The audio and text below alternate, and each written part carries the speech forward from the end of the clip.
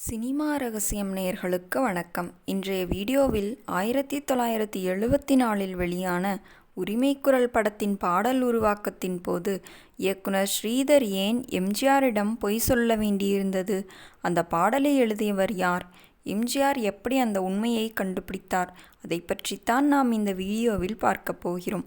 வீடியோவை முழுமையாக பாருங்கள். எம்ஜிஆர் படங்களுக்கு என்று ஒரு தனி பாணி உண்டு. குறிப்பாக பாடல்களின் மெட்டு மற்றும் வரிகளை எம்ஜிஆரே நேரடியாக தலையிட்டு தேர்வு செய்வது வழக்கம். ஆனால் எம்ஜிஆரை வைத்துத்தான் எடுக்கும் முதல் படத்திலேயே தனது தனித்துவத்தை காட்ட விரும்பிய இயக்குனர் ஸ்ரீதர் எம்ஜிஆருக்கு தெரியாமலேயே படத்தின் பாடல்களை மெல்லிசை மன்னர் எம்.எஸ்.வியுடன் இணைத்து பதிவு செய்ய முடித்தார். பாடல்களை பதிவு செய்த பிறகுதான் ஸ்ரீதருக்கு ஒரு விஷயம் தெரிந்தது. எம்ஜிஆர் படத்தின் பாடல்கள் அவரது ஒப்புதல் இன்றி பதிவு செய்யப்படாது என்ற விபரம் தயாரிப்பு நிர்வாகி மூலம் ஸ்ரீதருக்கு தெரிவிக்கப்பட்டது. இப்போது பாடல்கள் எம்ஜிஆரிடம் போட்டு காட்ட வேண்டும். அதில் ஒரு பெரிய சிக்கல் இருந்தது.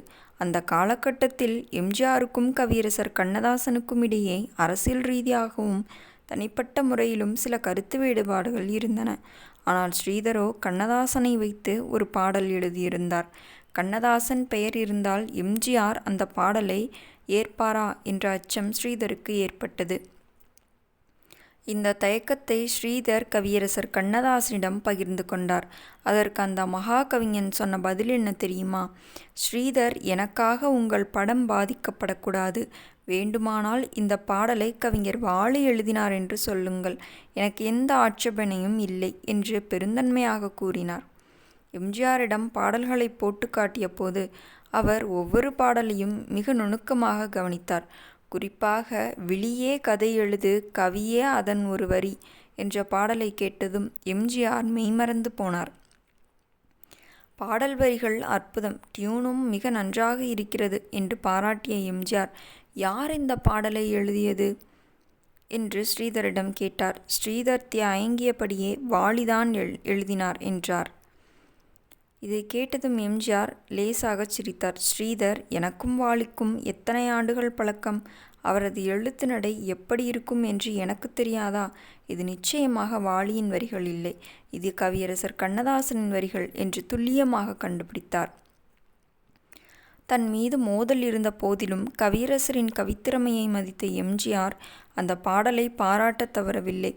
பாடல் மிக அருமையாக இருக்கிறது, இதையே படத்தில் பயன்படுத்தலாம் என்று கூறி ஸ்ரீதரை ஆச்சரியத்தில் ஆழ்த்தினார். கே.ஜே. யேசுதாஸ் பாடிய அந்த பாடல் இன்றும் ஒரு காதல் காவியமாக போற்றப்படுகிறது. உரிமைக்குரல் திரைப்படம் ஒரு மிகப்பெரிய பிளாக் பஸ்டர் வெற்றியை பெற்றது. ஒரு கவிஞனின் வரிகளை வைத்து அந்த வரிகளுக்குச் சொந்தக்காரர் யார் என்று கண்டுபிடித்த எம்ஜிஆரின் அந்த ரசனையும் தன் பெயரை மறைக்கச் சம்மதித்த கவியரசரின் அந்த பெருந்தன்மையும் தான் தமிழ் சினிமாவின் அடையாளங்கள். நேயர்களே, விழியே கதை எழுது பாடலில் உங்களுக்கு பிடித்த வரிகள் எது என்பதை மறக்காமல் கீழே கமெண்டில் கமெண்ட் செய்யுங்கள். இந்த வீடியோ உங்களுக்கு பிடித்திருந்தால் வீடியோவிற்கு ஒரு லைக் கொடுத்துவிட்டு நமது சினிமா ரகசியம் சேனலை சப்ஸ்கிரைப் செய்து கொள்ளுங்கள். மீண்டும் நாளை சந்திக்கிறேன். நன்றி.